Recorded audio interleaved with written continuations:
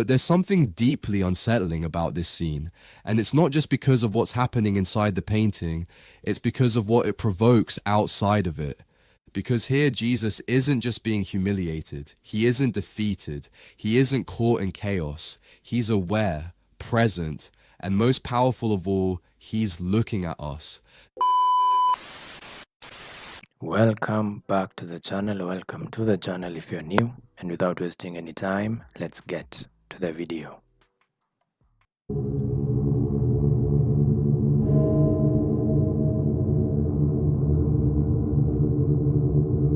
Have you ever felt that there are works of art so powerful that it's impossible to understand why almost no one talks about them?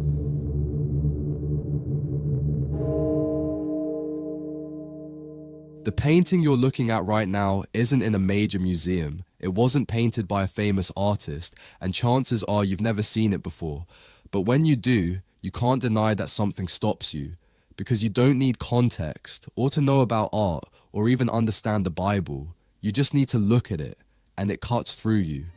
The painting is called The Mocking of Christ, and it was completed in 1880 by Carl Bloch, a Danish artist who dedicated much of his life to depicting scenes from the New Testament. And when I say depicting, I don't mean copying them or illustrating them like stories. I mean he turned them into living experiences. Nowadays we'd call that hyper-realism, which is an art form a lot of people hate nowadays for some reason. But me personally, I think it's pretty cool. Almost cinematic. Bloch was born in Copenhagen in 1834 and belonged to a generation of painters who still worked with invisible brushstrokes, dramatic shadows, and a level of precision we might call hyper-realism today. What's curious is that while he was highly respected in his country, and in fact many Danish churches still preserve his works as part of their visual worship, outside of Denmark, his name is barely known. This particular painting, The Mocking of Christ, is housed in a small chapel inside Frederiksborg Castle in Denmark. It's not one of those works displayed at the Louvre or the Prado. There are no crowds or tourists lining up to see it, but there should be. What it represents is one of the cruelest moments in the gospel story. Jesus, after being arrested, is mocked by Roman soldiers. They place a crown of thorns on his head, a red robe on his shoulders as if he were a king, and hand him a reed like a scepter, not to honor him, but to humiliate him. Imagine being Peter and saying this, after, you betrayed him. And no wonder he wept. They beat him, spit on him, laugh at him. It's a scene we've seen many times, in sculptures, in frescoes, even in films, but never, never like this. There is no overflowing blood, no frenzied crowd, just two figures, total darkness, and the sharp focus on that single moment of mockery and dignity. From a technical standpoint, The Mocking of Christ feels like a painting from another era, and not because it's old, but because Bloch paints as if he had inherited the brushes of Rembrandt or Caravaggio. That's not an exaggeration. His command of chiaroscuro is absolute. He doesn't use light just to illuminate, he uses it to tell the story. Look at the background. It's a black abyss, almost total. There's no architecture, no landscape, nothing to distract you. The scene floats in a kind of theatrical void, like we're watching a stage play with everything around it plunged into darkness. And in that void, the two figures emerge with almost sculptural precision.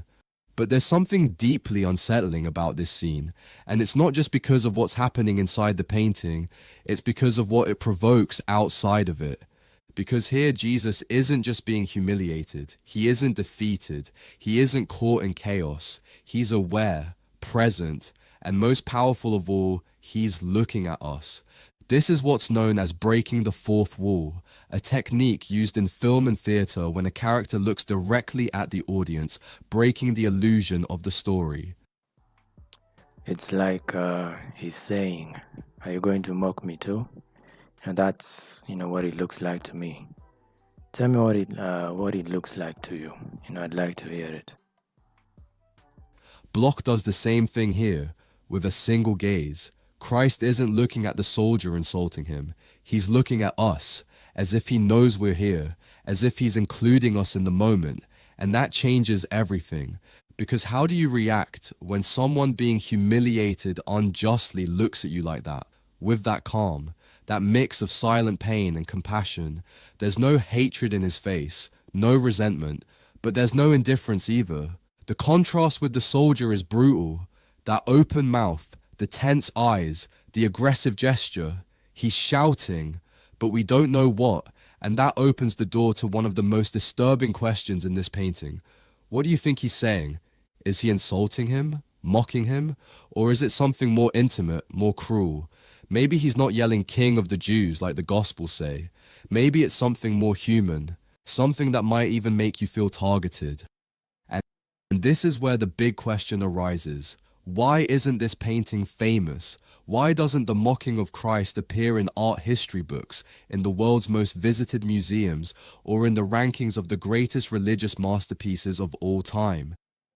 It could be just because where he lived, there weren't that many people looking for something like this, and he was at a place where not a lot of eyes would see this and popularize it or something like that. And for how he mentioned the soldier next to him and what he might have been saying, it got me thinking that yeah, it could have been something a lot more personal, like him describing what he was going to do to him or something like that. Like there's so many expressions in this simple, or like in this just one scene. The answer has nothing to do with quality, because we've already seen that in terms of technique, emotion, and depth, this painting stands shoulder to shoulder with any Caravaggio or Rubens.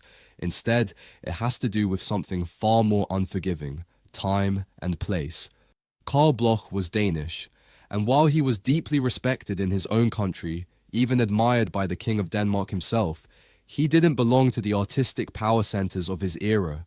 He wasn't Italian. He wasn't French. He wasn't part of the avant-garde movements shaping the future of European art.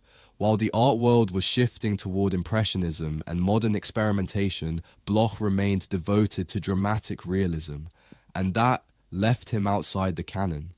But here's what's even more impressive. The Mocking of Christ wasn't a one-off masterpiece.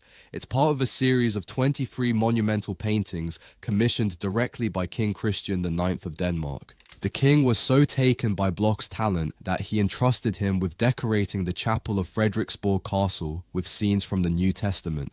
This wasn't an accident, it was an official consecration, and yet, outside of Denmark, almost no one knows him. Maybe because he never had a major international exhibition. Maybe because his work never entered the most influential private collections. Or maybe simply because art, like history, has its own blind spots and injustices. I'd feel like if I was him, I'd be really proud of having the king, love my work so much. I mean, imagine someone liking your work so much that they're like, I want you to decorate, where I am going to pray, and only your work is what, this person wanted. And I'm sure that a lot of people in his town at the time or city, also, loved his work.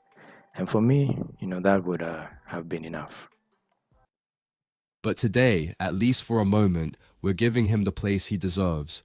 Because this painting shouldn't just be known, it should be taught. When a painting has the power to stop you in your tracks, to make you feel seen, judged, and at the same time, understood, you know you're standing in front of something extraordinary. The Mocking of Christ by Carl Bloch isn't just a forgotten artwork, it's a painting that still speaks, even if almost no one is listening. It speaks of the power of dignity, of silence in the face of hatred, and of how difficult it still is, even today, to hold someone's gaze when they confront us with the truth. Now that you've seen it, I'd love to know what it left you with. What do you think the soldier is saying to Jesus? Did you feel watched, uncomfortable, at peace, or maybe even guilty? Let me know in the comments. I'd love to read your interpretation. For me, it made me feel like he's saying, I'm doing this for you, so, go out and live a better life or something like that. But what do y'all think? What did it make you feel? And yeah, that was a pretty good video. The link to the original is going to be in the description. You can go check out his video without the reaction, and he has many more videos like this that are all amazing, so go check out his channel. Thank you all for watching, and see you guys in the next video.